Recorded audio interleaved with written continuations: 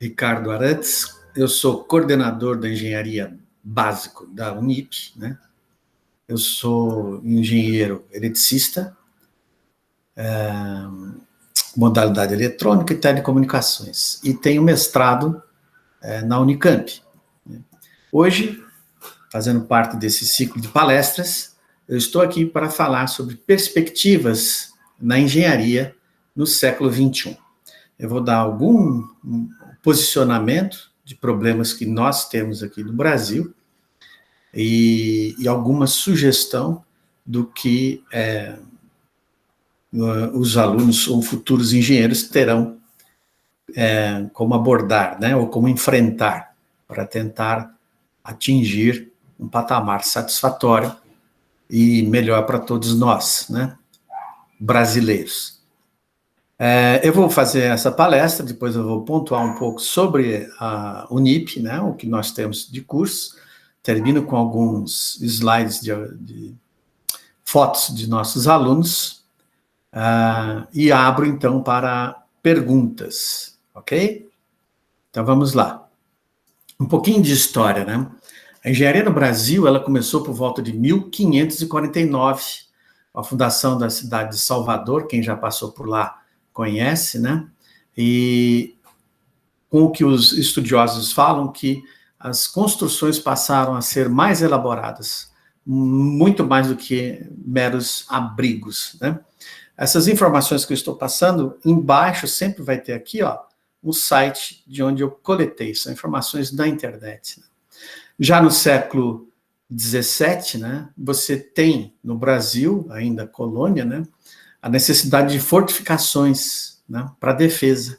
E, geralmente, esses profissionais de engenharia, eles eram fornecidos ou supridos por militares, ok? Mais tarde, no século XVIII, quando Portugal se consolidou nas engenharias, é que Dom João V, né, incentivou a vinda para o Brasil, colônia de engenheiros. E aí, alguns começaram a estudar a engenharia aqui e outros foram para a Europa, né? Isso foi se intensificando e o tipo de construção naquela época eram igrejas, fortes, palácios, conventos, aquedutos e outras obras, né? Não se separavam ainda a engenharia da arquitetura. Com a vinda da família real para o Brasil, em 1880, né, novos incentivos e investimentos ocorreram e a profissão de engenharia no Brasil foi sendo consolidada, né, e regulamentada. Em 1933, com um decreto, né, ela foi regulamentada junto com a profissão de arquiteto e agrimensor. Já em 1966, houve uma regulamentação mais vigorosa, né, e alguns pontos foram substituídos por legislações mais atuais. Essa de 66 ainda está vigorando com correções, né? Hoje nós temos em torno de 39 tipos de engenharias, né? E outras ainda vão surgir, né? Porque com o aumento da tecnologia, com o desenvolvimento, aplicações e atividades diferenciadas estão surgindo ano a ano, né? Numa velocidade, às vezes, até muito alta. Então, eu vou agora falar de pelo menos uns 3 tópicos que dão uma balizada no que vai ser o enfoque da engenharia, né, nos próximos anos aqui no Brasil e no mundo, né, que esses problemas, de uma certa forma, eles são gerais. Aqui eu estou pegando aqui, ó, no Mundo Educação, do UOL, né, falando um pouco sobre hidrelétricas. A matriz energética no Brasil, 90% da nossa matriz, né, é de natureza elétrica, legal? E vem das hidrelétricas, né?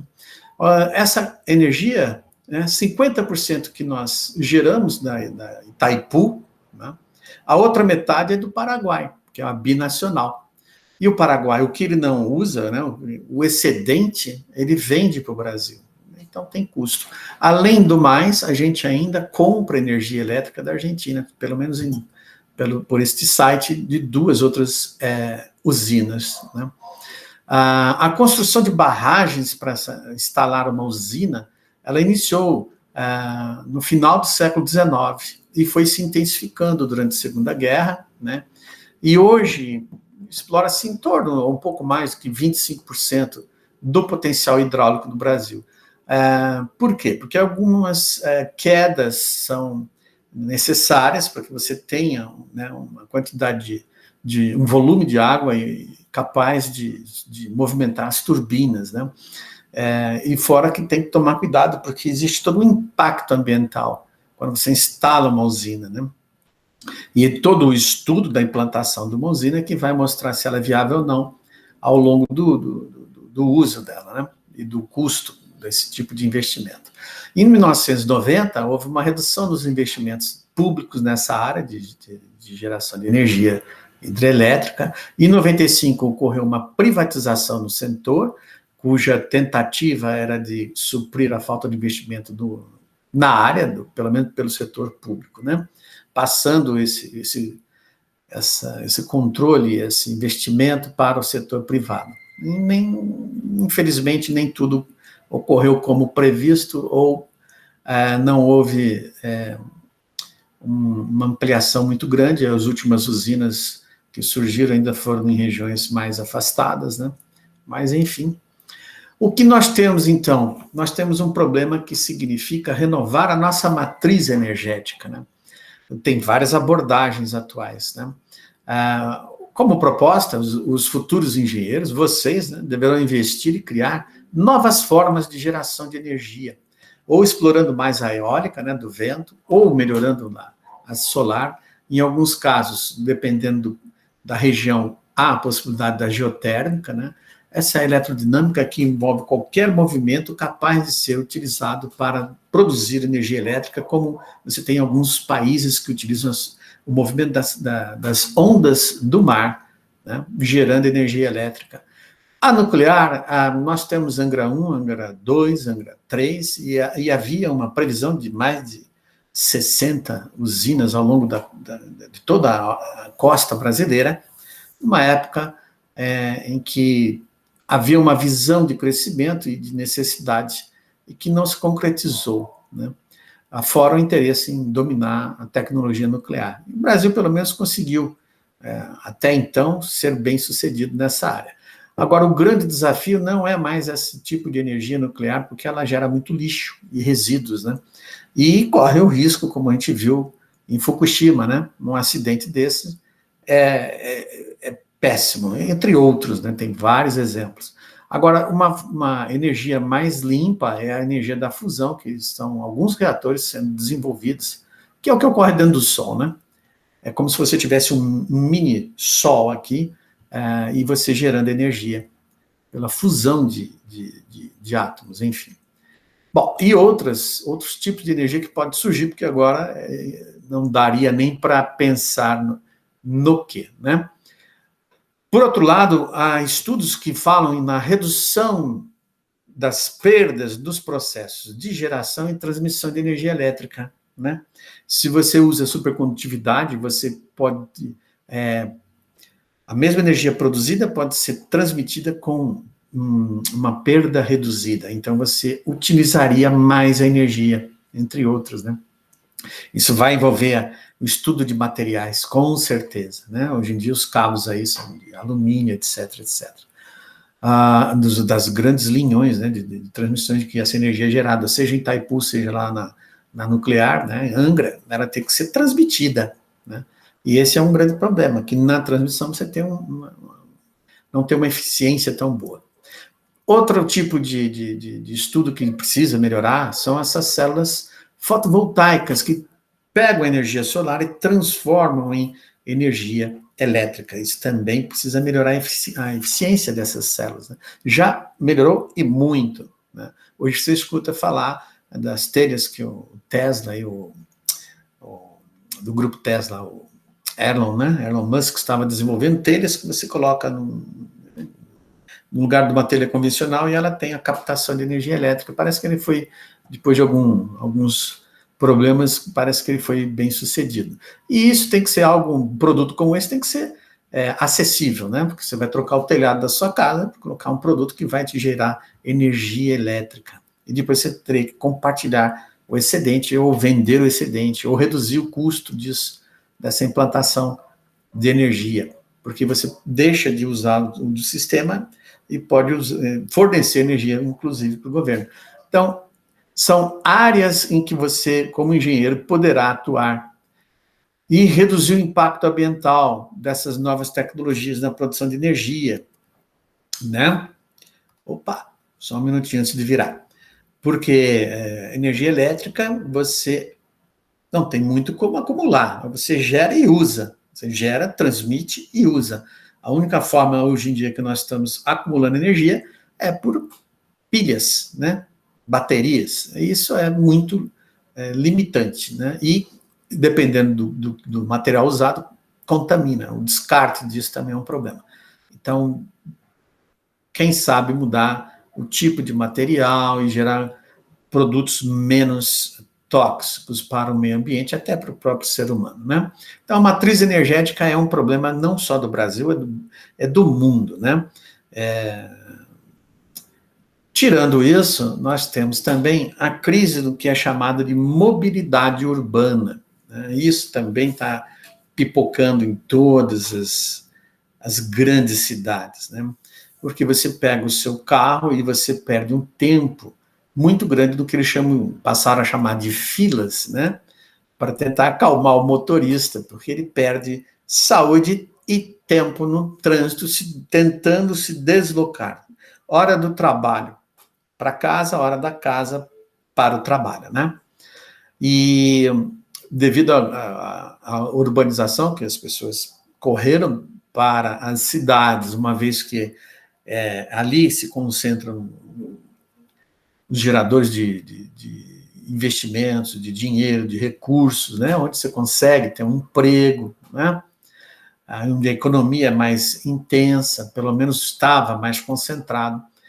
O que acontece? Você tem, São Paulo é um exemplo clássico, né, você tem os espaços públicos, eles estão tomados, né, por automóveis e modificações que você realiza, né, naquela planta daquela cidade. Então, você vai colocar uma ponte, precisa de um novo viaduto, um túnel, né? Você tem o seu carro, onde você vai colocar na rua? Você tem uma garagem. As avenidas, elas têm um limite, né? E junto, né, na mesma rua, na mesma avenida, você tem carros particulares competindo com o transporte coletivo, né? E o público, que seria ou por táxis, enfim, por outros tipos de transportes mais. E as ruas não conseguem dar vazão a uma quantidade excessiva de veículos, né? Então, isso gera um problema de mobilidade urbana, né? Em 1950, né, o processo foi intenso de urbanização no Brasil, aumentaram tanto automóveis quanto ônibus. Em 60, com aquele boom da valorização do carro, né, os muscle cars, os carros possantes que consumiam, né, Maverick e outros que consumiam, tinham potência, velocidade, era um símbolo, né, de masculinidade, de independência, e todo mundo queria ter o seu carro, e eles consumiam uma gasolina brutal, né? Esse é o outro inconveniente, né? É a poluição que isso traz, né? E não é mais uma questão de aumentar o preço do carro para tentar reduzir o acesso, porque isso não funciona, né? Lá fora, inclusive, o preço do carro é mais barato do que aqui dentro, por N motivos, né? Enfim, nós temos que o investimento que houve, ou a própria política pública na área da mobilidade não foi adequada, não foi suficiente, e você tem problemas de infraestrutura e transportes coletivos, né? A defasagem de investimentos, né, que o Brasil, comparado aos outros países, é muito grande. Isso envolve uma população grande e a necessidade de muito investimento, né? E em vários setores, não só na mobilidade, na área de saúde. Nós estamos vendo aí, na pandemia, o quanto eles investiram em hospitais, equipamentos, etc., né? E a mão de obra também precisa ser treinada e qualificada para isso, né? Olha, só falando no excesso aí de poluição, violência no trânsito, que são problemas associados à mobilidade, né? Acidentes, né? Mortes, congestionamento, né? Sendo que o congestionamento gera um custo, pelo menos estimado, isso é uma estimativa, tá? De 98 bilhões ao ano nas grandes metrópoles pela perda do que eles chamam de produção. Você não consegue desovar necessariamente ou concretizar negócios, né? E envolvendo aí também o custo de milhares de carros queimando combustível extra, né? Parado num trânsito, enfim, né? Em que você perde muito tempo e gera muito custo, porque muito da produção também deveria ser escoada por outro tipo de transporte que não caminhões, né? Enfim. Em média, gasta-se, olha que absurdo, um mês dentro dos automóveis, você preso num trânsito congestionado, né? Ou mesmo você se deslocando. Né? Com essa pandemia, eu economizei uma quantidade brutal de combustível e reduzi o meu tempo de ficar passeando com o carro daqui para Campinas, Campinas para cá. Eu estou transmitindo de Valinhos, eu moro em Valinhos, tá? Além do tempo perdido, né, você ainda corre o risco de assaltos, né, de acidentes, né? Há uma estimativa aqui que morre anualmente no trânsito brasileiro cerca de 36 mil pessoas, sendo no último ano contabilizado 83 mil feridos. É quase uma guerra, né? Isso precisa ser estudado, melhorado, legal? Então, o que se observa como um panorama de futuro imediato, né, no Brasil? Precisa renovar essa perspectiva da mobilidade urbana. Você tem que criar novos tipos de mobilidade. A gente observa algo acontecendo naturalmente, né? Melhorar o tipo de transporte coletivo, o famoso trem-bala, que reduz o uso de aviões que poluem também, né? Ligando grandes centros, né? Campinas, São Paulo, etc., melhorar essa malha ferroviária, né? E os famosos trens magnéticos, né? Que permitem flutuação, isso seja local ou distante também, né?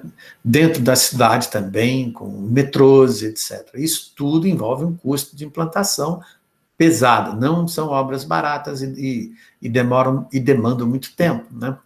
A aerotáxi está surgindo, mas isso também vai ser algo que não vai poder ser exagerado, porque e não vai ser tão barato, né? Você falar, vou pegar um aerotáxi, pega aqui como se fosse um drone enorme para a gente, né? Você pega e vai dali para cá.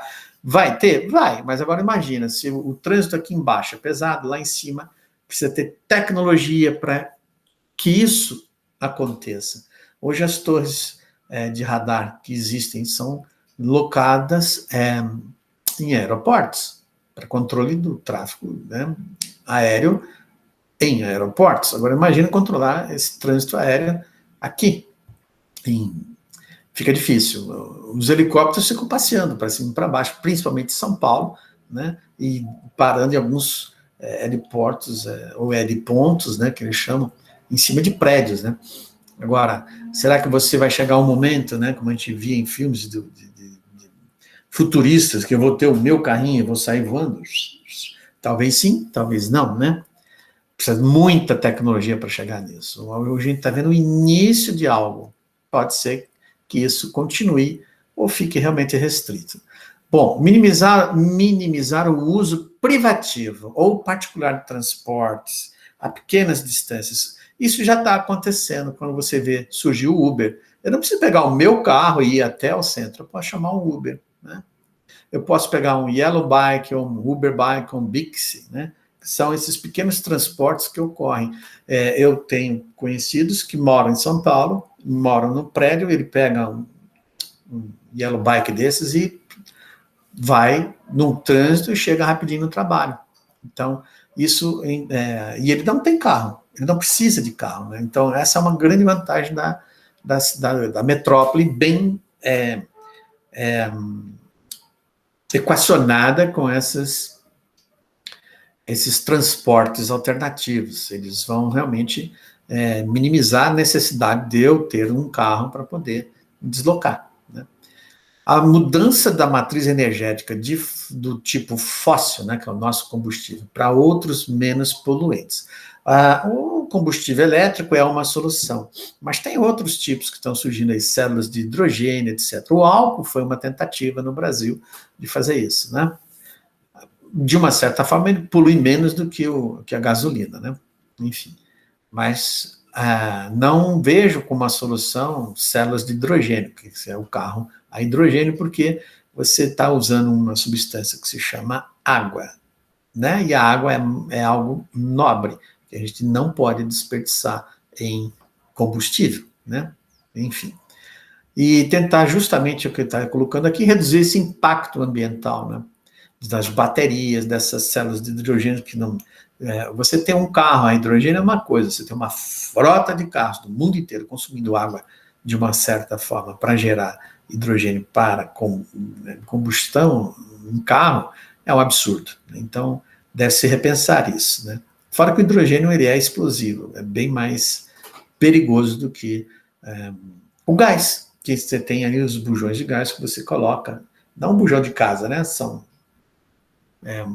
recipientes adequadamente projetados para andar nos carros. O mais comum, o carro a gás, né, nas frotas de táxi, né, para compensar o investimento. São alternativas que ainda estão abertas para que essa mobilidade urbana futura seja transformada de uma forma mais inteligente. Outro problema, né, parece pouco e não é, justamente a crise da densidade urbana. Historicamente, o ser humano começou a ocupar os espaços, né, que a gente chama fixos, né, e em aglomerações, né, há mais de 15 mil anos atrás. Né. Ele deixou de ser nômade, né, e ele se estabelece com a agricultura, com a própria pecuária, né, e aí você tem todo o desenvolvimento e surgem as cidades ou burgos, tudo bem? O que a gente chama de densidade urbana nada mais é do que a relação entre a quantidade de pessoas, né, a população, dividido pelo território ocupado em quilômetros quadrados. Então, seria número de habitantes por quilômetro quadrado. Essa densidade não pode ser exagerada. Né? Observa só, a ONU Habitat, né? Isso está aqui embaixo nesse site, tá? Vai falando sobre adensamento, há grandes e bons estudos sobre isso, que mostra, por exemplo, a cidade mais densa do mundo tem 44 mil habitantes por quilômetro quadrado. Né? Na Europa, Atenas e Londres, olha só, são cidades desenvolvidas, tem 6 mil habitantes por quilômetro quadrado. É muito baixo, é muito bom. Né? Barcelona com 4,3 mil habitantes por quilômetro quadrado. São grandes centros, grandes cidades. Isso quer dizer que essa com 44 mil é um absurdo, né? Então você deve ter um certo controle dessa quantidade de pessoas morando na mesma região. Né? Como é que você faz isso? Né? Pois é, você tem que projetar melhor as cidades. Nós vamos falar daqui a pouquinho. O que mais impulsionou esse adensamento urbano são o que a gente chama de prédios, são as construções verticais, né? A própria invenção do elevador facilitou, legal? E com isso problemas surgiram. O aumento do preço nas áreas mais centrais, nos grandes centros, áreas mais nobres, né? Por quê? Porque é mais fácil pelo comércio, mais fácil as facilidades pelo próprio negócio, enfim. Fez com que o centro fosse mais valorizado, o preço do metro quadrado em áreas nobres e valorizadas aumentou muito, e aí empurrou as pessoas para a periferia, né? Buscando moradias de menores custos, né? E mais distantes do centro. Com isso, você tem de novo o problema da mobilidade, né? O cara vai ter que sair da sua casa, enfrentar um trânsito e ir buscar o seu trabalho, o seu sustento, né? Isso é tão louco, né? Porque você vê em Campinas, empreendimentos que colocam 8 torres de prédios com uma portaria. Naquele horário de rush, de entrada e saída, que é uma janela de 1, 2 horas no máximo, né, em que as pessoas saem para ir da sua residência ao trabalho, imagine, você vai estar com todo mundo saindo, né, que trabalha em 8 torres, pela mesma portaria. Ok? Se tiver uma cancela, ok. Olha o congestionamento na sua porta da sua casa. Né? Fora grandes áreas, como exemplo o próprio Swiss Park, que também tem pouca entrada, tem um ponto de acesso. Isso é uma loucura, né? Precisa ter mais acesso. Isso é um descuido do projeto, né? Enfim. E outros pontos da cidade, a gente vê em Souzas também tem uma entrada. Se tiver um problema ali, acabou. Entre Souzas e Joaquim Egídio. Ninguém passa, né? Enfim, fica todo mundo ilhado, né? Tem um outro ponto por trás lá em Joaquim Egídio. Então, são problemas de locomoção em que você tem que tentar equacionar, né? Bom, com a população sendo empurrada por uma necessidade de custo para a periferia, né? Qual foi o problema? A periferia não estava totalmente urbanizada, né, com os melhores serviços de água. Né? Até hoje nós temos bairros aqui com problemas de água, né, em que há rodízio e falta de água.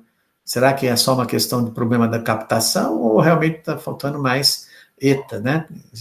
Enfim, são as estações de tratamento de água, né? Em que você acumula água, joga para uma caixa e daquela torre, daquela caixa, vai redistribuir para os bairros, né? Então falta investimento. Com a periferia não totalmente urbanizada, você passa a ter problemas de desastres naturais, tem periferias que estão no morro, né? Problema do aumento da criminalidade também, né? Fora o problema do transporte, que eu já comentei, que é um problema sério, né? Então, o que precisa? Descentralizar esse eixo econômico das grandes cidades. Você tem que estimular o comércio de bairro, né? E trabalho nos bairros. Né? Isso são abordagens para que você possa melhorar, redesenhar algumas cidades e bairros. A gente vê formatos desses acontecendo em Dubai, em que eles utilizam a terra, uma parte do mar, e criam condomínios e bairros. Não são baratos, eu sei, lá é todo mas lá eles tinham muito petróleo para fazer isso, né? Muito dinheiro, né? Enfim. Então, redesenhar os bairros para melhorar, porque você tem áreas em que a própria Europa tem áreas que você não passa um carro, né? São cidades com design ainda medieval, né? E você tem áreas no Brasil em que o espaço urbano é amplo, né? Bairros amplos, então tudo isso precisa ser renovado, né? E isso vai demandar tempo e raciocínio lógico e uma reestruturação urbana, né? E racionalizando o que a gente chama dos recursos naturais, permitindo que mais pessoas tenham acesso a serviços básicos de saúde, água, esgoto, porque isso reduz problemas o controle, né, e a adequação desses serviços, né, você reduz problemas de saúde, né, não precisa nem falar, né. Como você pode melhorar a transmissão de água? Você pode melhorar a tubulação, reduzindo a perda. Então, muito do que tem aí passando de tubulação precisa ser renovado, né? Não é só mais tubos, melhores meios de transmitir, levar a água da fonte até o consumidor, né? Enfim, são problemas que não terminam. Não basta falar em controle populacional, então vamos limitar a quantidade de pessoas. Isso não é bem por aí. Eu acho que tem que ser algo natural, e mesmo a quantidade de pessoas, se você pensar assim, ela já diminuiu. Em 1960 você tinha famílias grandes, 6 filhos, depois elas foram caindo. Hoje você tem famílias com 1 filho, e olha lá, né? Por quê? Porque é oneroso, é custoso, né? Tanto você morar, como suprir as necessidades do seu filho e de você, do casal, né? É tudo muito caro hoje em dia. Não que tenha sido barato no passado, né? Mas a própria expectativa que a pessoa hoje em dia, um filho tem, é muito mais relativa ao próprio consumo de tecnologia do que antigamente, né? Antigamente você supria a sua família com muito menos recursos do que você hoje precisa, né? E, enfim. Então, essa parte que eu comentei envolve um pouco dos problemas que não é só no Brasil, nós temos em todas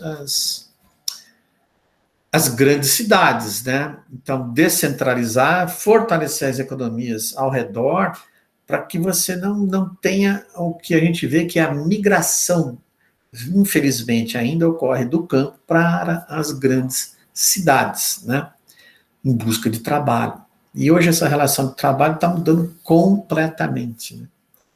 Que é o que a gente está vendo em cima da existência de novas tecnologias. Um exemplo claro dessa onda, né, se chama de quarta ou quinta onda, enfim, de evolução, vamos chamar assim, né? A industrialização foi uma onda, né? Depois a própria parte do comércio, indústria, enfim, depois nós temos essa onda tecnológica que ela está mudando paradigmas, né? Um exemplo claro, algo que era esperado, que eu falo a médio e longo prazo, em termos de tempo, né? Devido à pandemia, passou a acontecer agora, que é o ensino. O ensino foi forçado a se adaptar urgentemente a mudanças, né? Em videoaula, isso aumenta a interação social, né? Aumentou a quantidade de compras online, então isso, serviços de entrega, são políticas que precisam ser adequadas a esses jovens que pegam os motoboys que ficam levando, né, alimentos, né? Não só alimentos, como documentos também. Você não precisa mais sair de casa para levar um documento, né? Documentos às vezes precisam ser levados fisicamente, nem sempre ainda, nem tudo está completamente digitalizado, vamos falar assim, né? Então, você tem a necessidade de mão de obra especializada, médicos, enfermeiros, técnicos, engenheiros, hospitalares, óbvio, né? Você tem um monte de equipamento que você comprou, mas o equipamento dá defeito, meu amigo, é uma questão de uso. Usou, vai dar fadiga e vai dar defeito, então alguém precisa consertar. Não adianta você enfiar um monte de respirador aí, quebrou. O que você faz? Joga fora e compra outro? Não pode ser assim, né? Então, vê-se a necessidade cada vez mais de pessoas preparadas para enfrentar os problemas que surgem, né? Essa pandemia foi um exemplo, legal? A gente fala, então, que o futuro é agora, não é amanhã, não é depois, eu não preciso pensar em coisas mágicas, mirabolantes, né? Já está acontecendo, o futuro está aqui.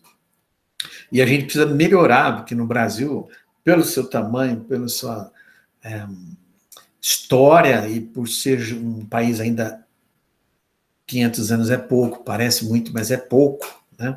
Frente aos outros países da Europa, que também tem problemas, né? A gente tem uma diversidade de eras acontecendo todas juntas. Tem o coitado ainda lá que precisa, né, fisicamente trabalhar para coletar o seu alimento, e desde o outro que não sai do computador, né? Nesse meio tempo tem de tudo. Então, você precisa atender e levar a todos numa direção que satisfaça, né? O quê? A qualidade de vida, não é? A nossa vida é um lapso de tempo, né? Útil, né? Você começa a trabalhar, teoricamente não deveria começar a trabalhar na adolescência, sim, depois que entra, né, na vida adulta, vamos então considerar 20 anos, 20, 21, ok? Então, dos 20, até quanto você vai trabalhar, né? Tem gente que trabalha a vida inteira, vai ficar lá com 60, 70, 80 anos. Tem alguns, não são todos, né? E outros se aposentam, depende do tipo de trabalho que você vai atuar. Quanto mais o trabalho exige fisicamente de você, mais você é consumido nele, né? um trabalho que exige uma questão mais mental, fica mais fácil você ter uma durabilidade maior, desde que você esteja sempre atualizado. Isso é uma palavrinha que obriga que você, que vai fazer engenharia, busque sempre estar antenado e atualizado com as tendências do mercado, né? Enfim, a Unip, por exemplo, ela teve uma resposta, não foi a única, é verdade, mas ela teve uma resposta rápida a essa necessidade de videoaulas, né? E passou a apresentar questões híbridas, né? Que a gente chama, não é o EAD, essas videoaulas como hoje, como uma aula como essa que eu estou fazendo agora com vocês, no caso nesse formato de palestra, né?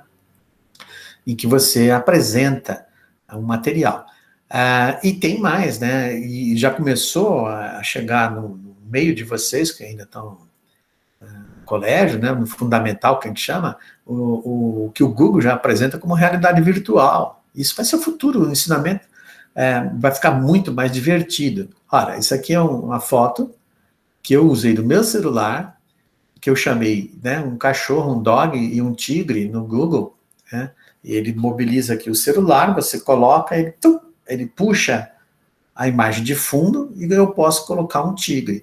Agora, isso é um exemplo que eu chamo de realidade ampliada.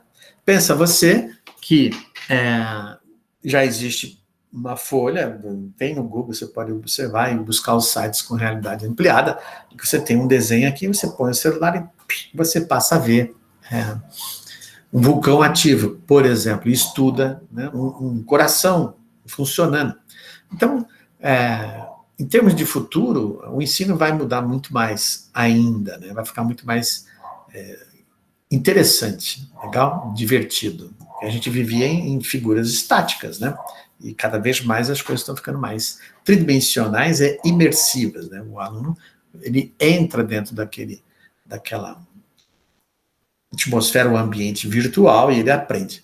Da mesma forma, você tem algumas empresas que estão trabalhando com óculos, né? Em que você, em vez do cara montar uma maquete de um apartamento, você coloca o óculos e você está vendo como se você estivesse no 10º andar de um prédio. Você tem a visão, como se você estivesse lá dentro, né?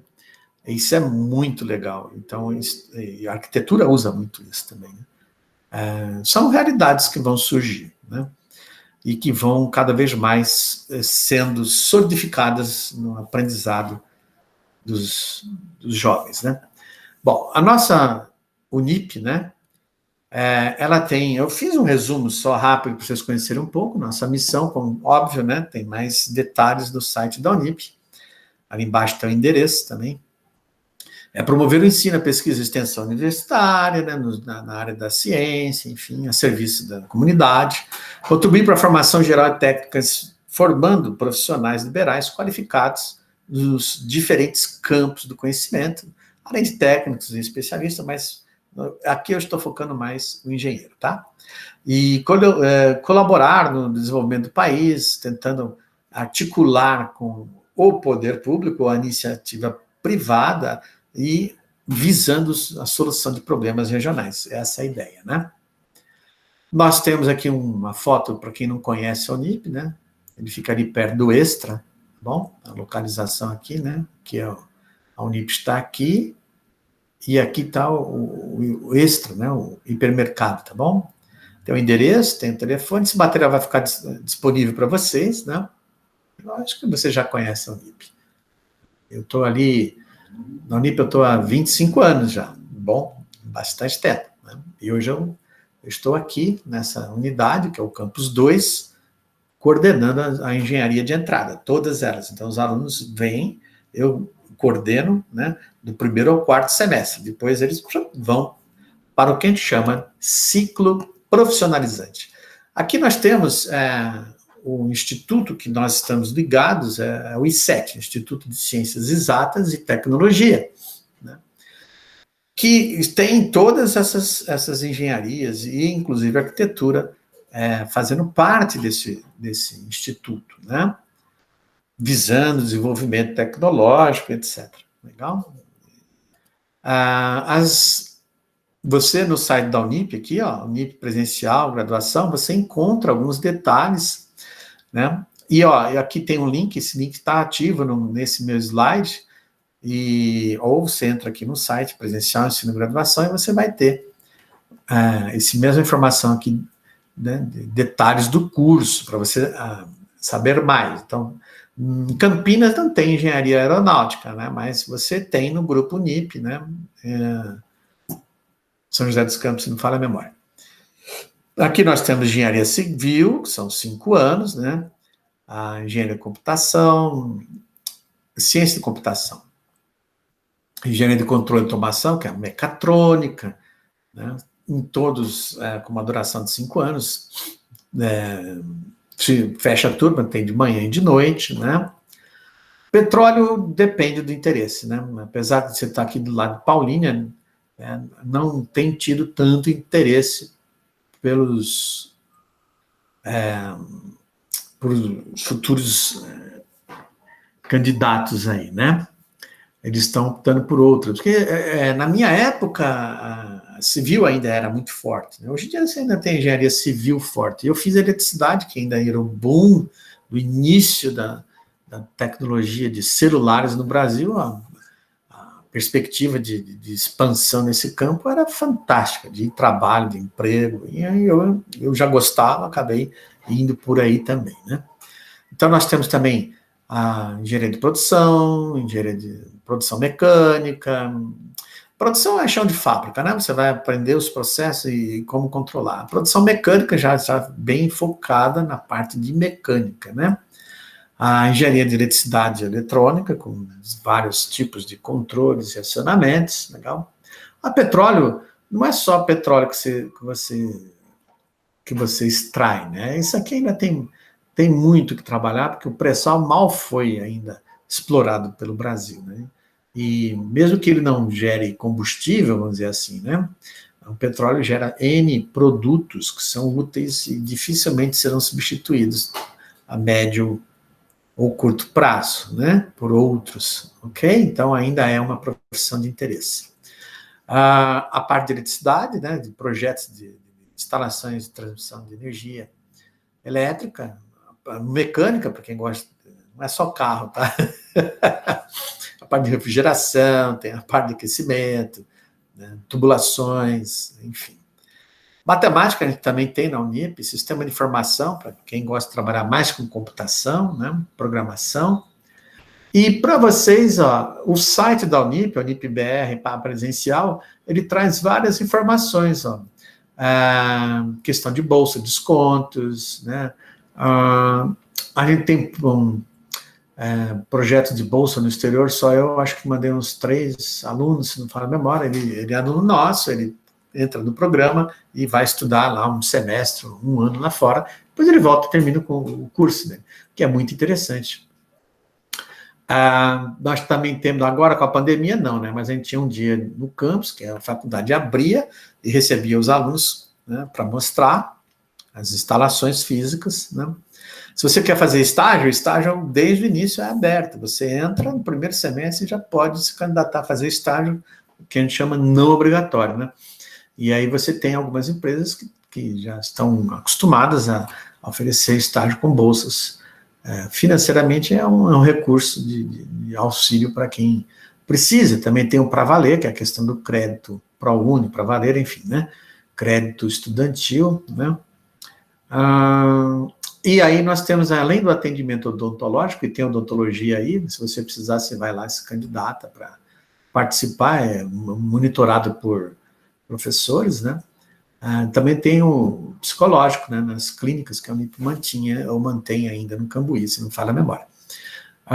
Se você entrar no site da Unip, você pode tentar com esse QR Code aqui, você faz um pré-cadastro aí, né, para fazer o vestibular digital, que nós, devido à pandemia, nós estamos partindo para um processo, como eu falei, virtual, né. Você tem a parte de desconto, esse link aqui vai cair no WhatsApp para dúvidas, né? Para tentar sanar dúvidas, fora os links que o pessoal vai passar aí para vocês, da Vamos chamar de produção, né? Bom, eu vou passar algumas fotos para encerrar essa palestra e a gente poder tirar algumas dúvidas de vocês, tá? Essa foi uma aluna que estava em cima de uma plataforma isolada em que ela coloca a mão e a energia eletrostática faz o cabelo dela separar, né? Esse é um aluno com uma bobina também, que a gente segurava uma lâmpada aqui e ela gerava uma faísca e acendia a lâmpada, né? Esse aqui estava fazendo um projeto de uma disciplina que a gente chama de baldear, né? Com baldinhos de água aqui. Então, é mais um dispositivo mecânico do que útil, né? Mas mais para treinar o aluno em montar um dispositivo, né? Que ele pega aqui o baldinho de água e joga lá. E funcionou, né? Estava baldeando água aqui, ó. É lógico que uma bomba é mais inteligente em termos de eficácia, mas aqui era mais, como eu te falei, como uma atividade de entrada em que o aluno está desenvolvendo algo específico, como essa aqui, ó. Isso é um pluviômetro, né? Um medidor de índice de chuva eletrônico que o cara fez. Olha que bacana, né? Isso foi muito original, foi uma espécie de tanque, né? Que ele fez com um material completamente reciclável, isso aqui é tampinha, né? E com controle remoto, né? E era um tanquezinho para movimentar, né? Tinha uma função que tinha que carregar uma carga. Outro tipo de experimento que a gente fez, uma competição de ponte de macarrão, né? Que a gente faz também eventualmente, né?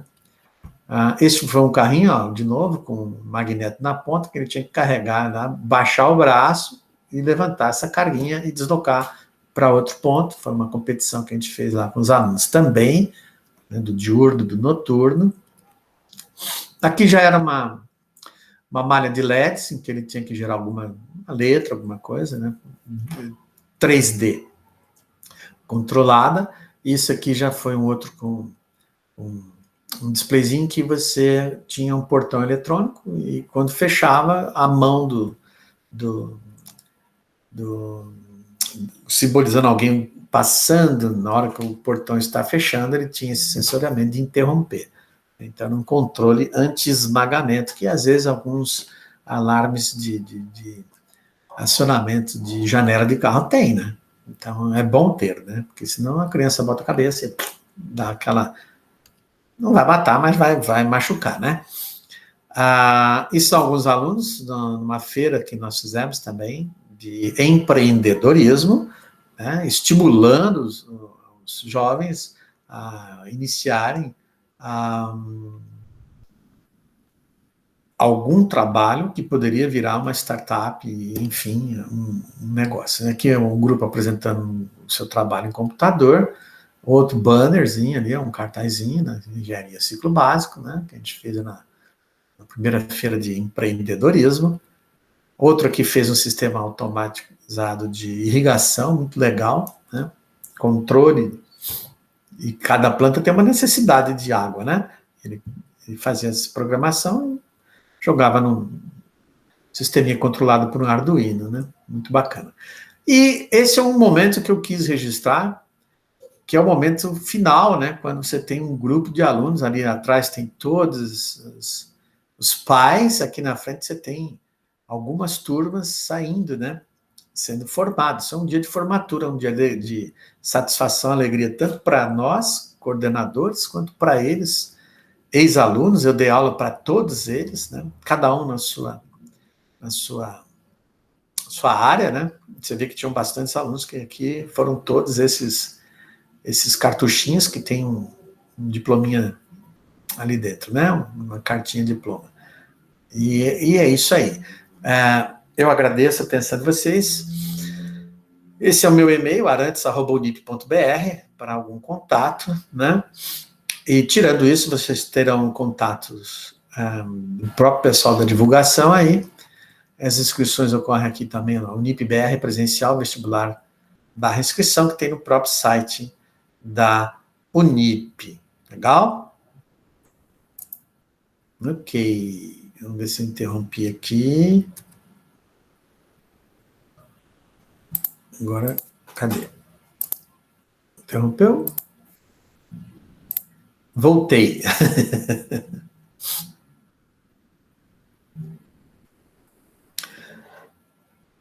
Agora, acho que aqui, estou vendo aqui o Renan, você que está aí, dá um retorno aqui.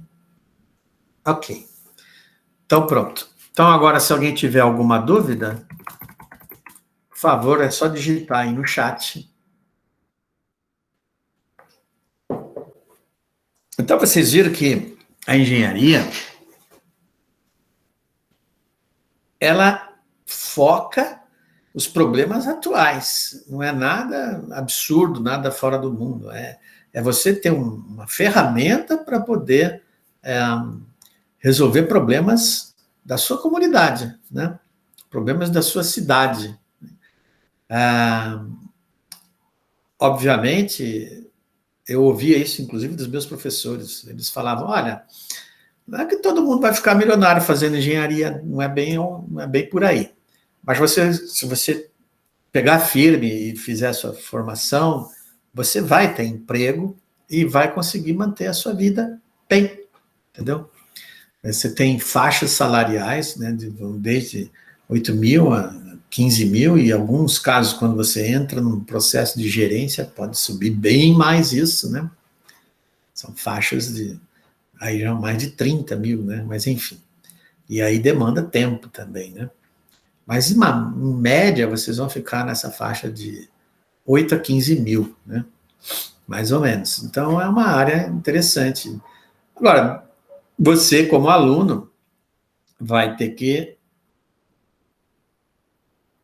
Qual o profissional que identifica os problemas?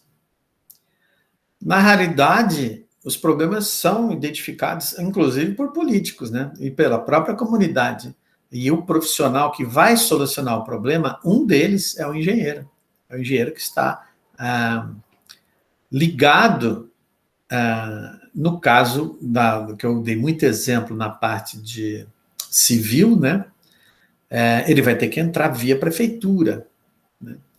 Porque você, como engenheiro civil, você tem vários pontos que você pode atuar. Você pode falar, não quero entrar na área pública, eu quero ficar na área privada. Então, eu vou fazer o quê? Vou fazer casa? Pode. Eu falo, não, eu queria trabalhar na área pública, que é uma especialização. E aí você vai trabalhar desde transportes, a parte de hospitais, a parte de praças públicas, a parte de prédios, né? Você também, eu quero quero construir prédios, tem diversos lançamentos, né? Aí é o que a gente chama que é um casamento. Eu tenho que ter o dinheiro para fazer o prédio? Não. Se eu tenho quem tem o dinheiro e eu sei fazer, né? Essa é a grande diferença. Quem tem o dinheiro não precisa saber fazer, ele tem que saber financiar, ele tem que saber escolher o engenheiro, ou o grupo, ou a empresa, e ele tem que ter o apoio. Então, na realidade, não é um profissional que identifica os problemas. Você, às vezes, vai trabalhar com uma equipe de profissionais em diversos segmentos para solucionar os problemas. E, sinceramente, não precisa nem ser um profissional. Você, como hoje, você já identifica os problemas que eu estava tentando mostrar. Hoje, problemas que você olha, putz, nossa, olha, aquilo ali tem isso, aquilo. Você identifica sem necessariamente ser um profissional. Agora, você precisa ser um profissional para tentar saber solucionar o problema, ter a noção de como eu vou solucionar um problema, né? Não é por achismo, é por técnica. E técnicas que você desenvolve, às vezes você tem que comprar, né? Que é o que você viu aqui com os respiradores. Ok? Obrigado eu, Thaís. Né? A parte de telecomunicações é outra. Na minha época, a gente viu um desenvolvimento forte na parte de celular, né? E realmente aconteceu, né? Era previsto que as pessoas tivessem pelo menos um equipamento. Hoje você chega a pessoas que têm 2 equipamentos celulares distintos, né? Às vezes um particular, outro só para o trabalho, enfim, né? Isso depois, óbvio, tem um boom, depois estabiliza. Tudo tem um patamar de estabilização. Se é uma tecnologia que vai vingar a longo prazo, ela não morre. Mas se não, meu amigo, é uma tecnologia que tem um bom, você tem que. A vida às vezes é surfar também, nos momentos adequadamente. Você tem que ter a percepção disso. Você vem que nem uma onda, você pega aquela tecnologia, surfa, explora ao máximo, depois ela morre. Do que eu estou falando? Vocês lembram daquele. Não sei se vocês não vão lembrar, desculpa. Antes do celular, antes tinha. Meu Deus, esqueci o nome. Era um equipamentozinho pequenininho que qualquer coisa, em que vinha mensagens, era um display em que você tinha pager, obrigado, querido. Nossa, o pager, né? O pager era lembra um mini celular, né? Era só um displayzinho de cristal líquido que você recebia uma mensagem, né? Ligue para um número tal. Você pegava o número telefone fixo. Alguém ainda tem telefone fixo? Pois é, né? E usava, e ligava, entendeu? É uma questão de idade, né? São telefone, né? Outro dia, né, saiu um meme aí na internet em que o pai vira para dois garotos de 13 anos e coloca na frente dele um telefone que não é o de tecla, né? Porque esse de tecla é fácil, tem celular, a tecla deixou de ser física e passou a ser virtual no teclado, né? Mas ele colocou um que era com disco, né? E tinha que colocar o dedo e puxar, né? O que chama do disco. E virou para eles, ó, liga, e eles ficaram olhando com aquele, né? Aquele celular, falando, como é que faz? Então tem coisas que vocês não viram, nunca ouvi falar, sim, mas são tecnologias que morreram. Agora, foram fantásticas e foram cobiçadas na época, né? O que eu tô falando é a mesma coisa que eu virar para você e falar, tá vendo? Celular, ó, amanhã alguém descobre algo que vai ser implantado em você, legal? Do teu ouvido interligado, de forma que você não vai precisar mais disso aqui, legal? Olha que maravilha, né? Nós vamos chegar nisso, de uma certa forma, sim. Né? Eu adorava essa parte tecnológica, né? E consumindo, para você entender, eu era pequeno, tinha 4 anos, e o homem estava descendo na Lua, estava transmitindo, e eu tive a felicidade de ver isso. Eu não lembro, era muito pequeno, mas essa transmissão em televisão preto e branco, aqui no Brasil, né? Eu tive esse privilégio de ver isso, mas sempre gostava de filmes de ficção, né? E um deles que me chamava atenção e me atraía muito para trabalhar nessa área era o Star Wars, né? Que era quando um Jedi perdeu a mão e o outro implantou uma prótese, legal? E, enfim, e aí eu fui trabalhar nessa área. Eu fiz mestrado, fiz eletrônica primeiro, depois eu fiz mestrado, não na Unicamp. Meu mestrado foi para trabalhar com essa área de estimulação elétrica de paraplégicos, tetraplégicos, né? Então, não que eu tenha trabalhado com próteses, né? Mas eu trabalhei com com a estimulação elétrica aplicada ao ser humano para restabelecer a sua locomoção. E eu consegui. A gente conseguiu montar um sisteminha desse. Entendo que eu não chamo de paraplégico, me desculpe, né? Deixa eu estabelecer. Você é uma pessoa que sofreu um acidente de trânsito, seccionou aqui a sua coluna, né? Então, todo nervo, saiba que o seu cérebro é um computador, né? Ele capta as informações via nervo e ele devolve as informações, ou a atuação mecânica via nervo.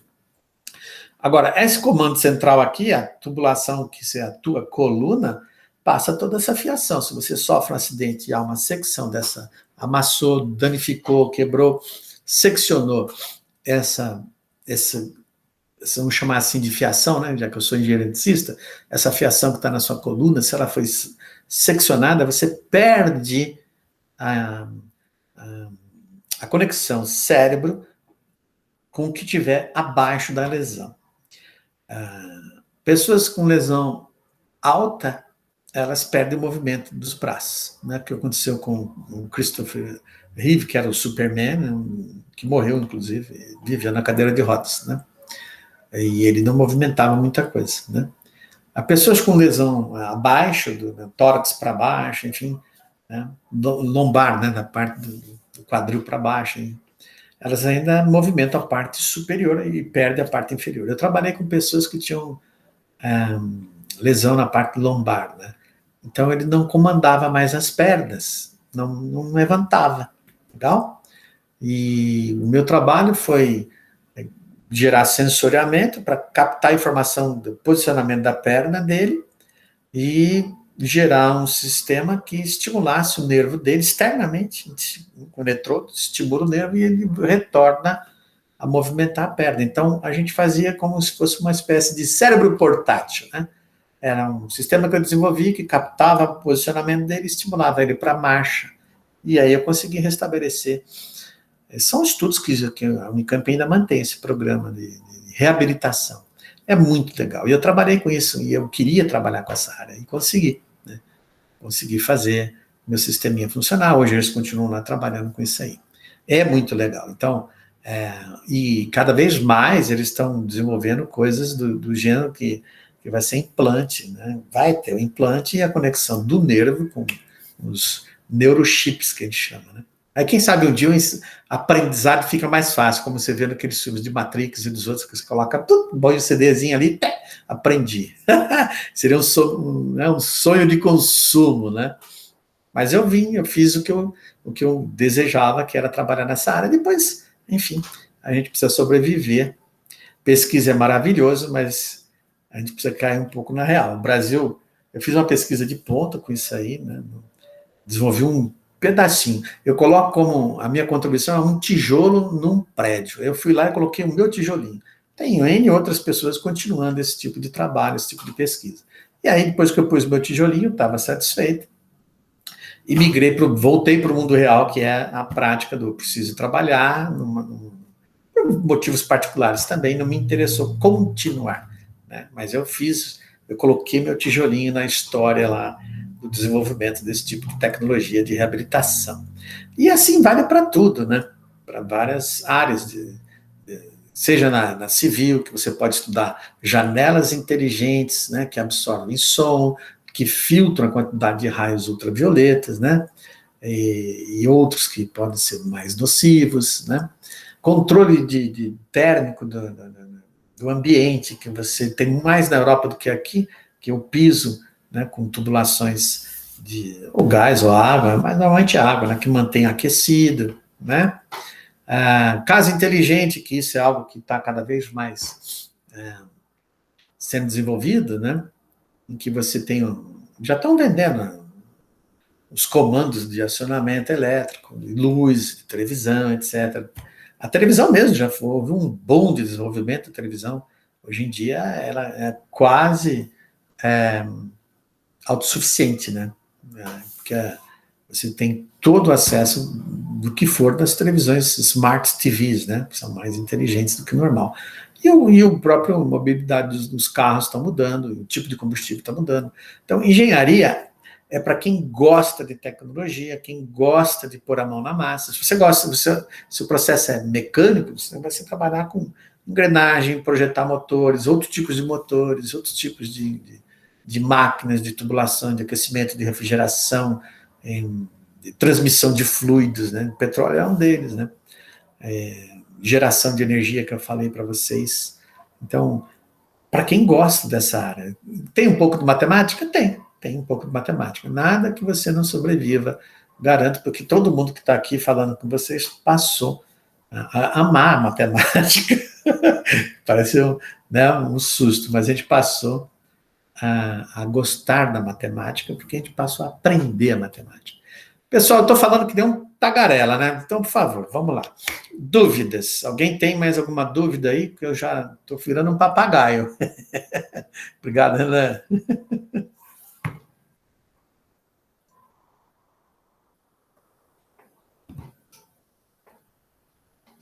Não? Nobody. Já que eu brinquei nobody, inglês. Isso é um idioma que vocês vão ter que ter. Obrigado, Thaís. Eu agradeço a gentileza. Inglês é algo que vocês realmente vão ter que dominar. Pelo menos o inglês, tá? Um idioma. Depois você pode pegar outros, tá? Então, pense nisso. Ainda é o idioma universal. Pessoal, acho que tem horário, né? Já são 18h03, tá bom? Deixa eu ver, confirmar aqui com o meu amigo aqui, ó. Então, se vocês não têm mais dúvida, eu vou liberar vocês. Ok? Eu agradeço a atenção de vocês. Com o Terry também, uma gracinha, essa foi muito boa. E desejo que vocês encontrem aquilo que vocês terão prazer em fazer, né? Que seja, por exemplo, na área de engenharia, qualquer uma delas é prazeroso e é gratificante você fazer algo que você curte, tá bom? Sucesso para vocês.